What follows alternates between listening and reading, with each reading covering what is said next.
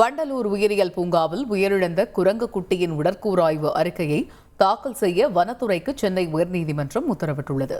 2023 டிசம்பரில் காயமடைந்த ஒரு குரங்கு குட்டியை வனத்துறை பாதுகாப்பாளர் ஒருவர் கால்நடை மருத்துவர் வல்லையப்பனிடம் ஒப்படைத்தார்.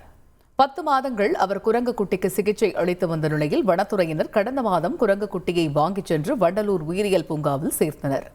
இந்த நிலையில் குரங்கு குட்டி கடந்த 20ஆம் தேதி மரணமடைந்தது. இதனையடுத்து வல்லையப்பன் தரப்பில் சென்னை உயர்நீதிமன்றத்தில் குரங்கு குட்டி மரணம் தொடர்பாக முறையீடு செய்யப்பட்டது. நவம்பர் 14ஆம் தேதி ஆரோக்கியமாக இருந்ததாக கூறப்பட்ட குரங்கு குட்டி எப்படி இறந்தது என மனுதாரர் தரப்பில் கேள்வி எழுப்பப்பட்டது. எந்த தொற்றும் பாதிக்காத வகையில் 10 மாதங்கள் மனுதாரர் சிகிச்சை அளித்த நிலையில் வண்டலூர் பூங்காவில் சேர்க்கப்பட்ட 27 நாட்களில் அது இறந்திருக்கிறது என குற்றம் சாட்டப்பட்டது. இதனையடுத்து குரங்கு குட்டியின் உடற்கூறு ஆய்வு அறிக்கையை நவம்பர் 28ஆம் தேதி தாக்கல் செய்ய வனத்துறைக்கு உத்தரவிட்ட நீதிபதி விசாரணையை அன்றைய தினத்திற்கு தள்ளி வைத்தார். செய்திகளை உடனுக்குடன் தெரிந்து கொள்ள உடனே சப்ஸ்கிரைப் பண்ணுங்க.